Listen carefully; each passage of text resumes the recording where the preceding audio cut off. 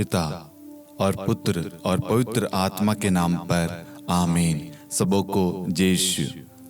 प्रभु यीशु ख्रिस्त में प्यारे भाइयों और बहनों, हम लगातार 40 दिन एक वचन पर मनन चिंतन कर रहे हैं। रोज एक वचन को लेकर अपने जीवन को बदल रहे हैं। ये 40वां काल हम सबके लिए आत्मिक और आध्यात्मिक रूप से तैयारी का समय है। हम अपने आप को, अपने परिवार को प्रभु की राह पर, प्रभु के मार्ग पर ले चलने के लिए तैयारी कर रहे हैं। आज हमारे मनन चिंतन का वचन है प्रज्ञा ग्रंथ अध्याय 7 वाक्यांश 7।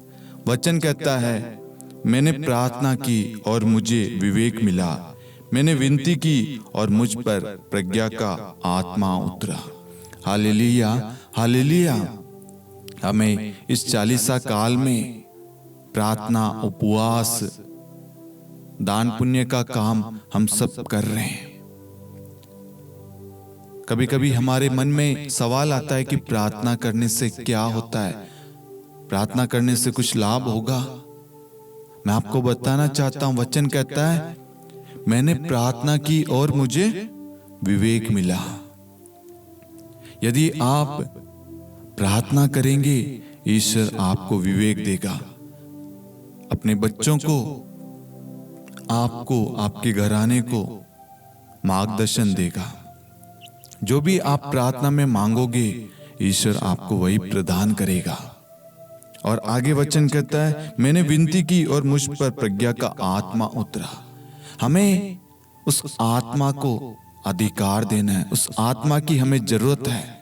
इसलिए जब भी आप प्रार्थना करें, पवित्र आत्मा का अभिषेक मांगे, वरदान मांगे और इस वचन को क्लेम करें कि प्रभु आपने कहा है, मैं जब आपसे प्रार्थना करूंगा, विनती करूंगा, तो आप मुझे प्रज्ञा का आत्मा प्रदान करेंगे, मुझे विवेक मिलेगा।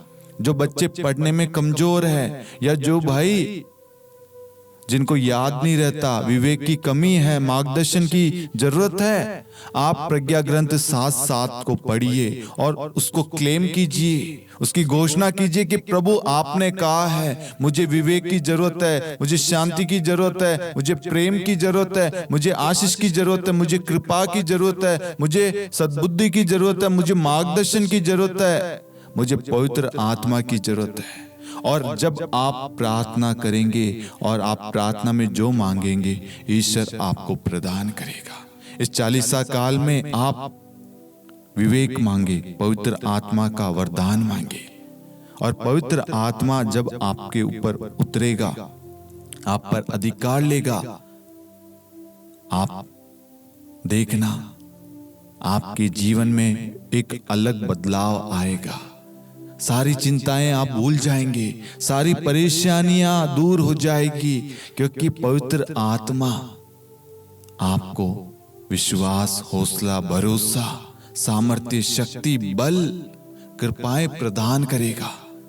और आप और आपका घराना आगे बढ़ता जाएगा, एक पवित्र परिवार बनेगा। पवित्रता में आप आगे बढ़ते जाएंगे और ईश्वर की आशीष निरंतर आपके घराने में, आपके जीवन में बरसती रहेगी। इसलिए मेरे प्यारे भाइयों और बहनों, हमें इस 40वां काल में निरंतर प्रार्थना करना है, विनती करना है, समस्त संसार के लिए, समस्त कलीसिया के लिए, संत पापा के लिए, सभी कार्डिनल्स के लिए, सभी पुरोहित गणों के लिए, सभी धर्माध्यक्ष के लिए, सभी धर्मसंगी बहनों के लिए, समस्त इंस्टीट्यूशन हो, समस्त संस्थाओं के लिए, हमारे देश भारत के लिए, सभी नेताओं के लिए, अधिकारियों के लिए, हर एक भाई बहनों के लिए, मौसम के लिए, हर एक चीज के लिए ईश्वर को धन्यवाद देना है। ईश्वर की सुरक्षा मांगनी है, ईश्वर की कृपा मांगनी है, ईश्वर का प्रेम, ईश्वर की शांति मांगनी है। जब आप प्रार्थना करेंगे, हमारा देश सुरक्षित रहेगा। जब आप प्रार्थना करेंगे, कलीसिया सुरक्षित रहेगी। जब आप प्रार्थना करेंगे, हम सब पवित्र बने रहेंगे और पाप की जोखिमों से, पाप से दूर रहेंगे।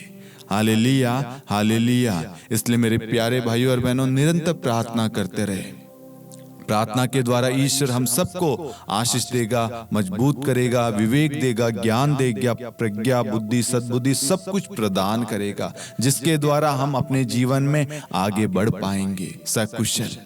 Hallelujah, hallelujah. मैं आशा करता हूं कि आज के वचन के द्वारा प्रभु ने आपको प्रार्थना के प्रति आपके अंदर विश्वास उत्पन्न किया है। आपके जो भी सवाल थे कि प्रार्थना करने से कुछ नहीं होता, तो वचन यहाँ कहता है मैंने प्रार्थना की और मुझे विवेक मिला, मैंने विनती की और मुझे प्रज्ञा का आत्मा प्राप्त हुआ। इसलिए मेरे प्यारे भाइयों और बहनों, इस प्रार्थना के लिंक को आप अन्य लोगों के साथ भी शेयर करें, ताकि उन्हें भी उनकी प्रार्थनाओं का उत्तर मिले, उन्हें प्रज्ञा का आत्मा मिले, विवेक मिले, उन्हें प्रकाश मिले।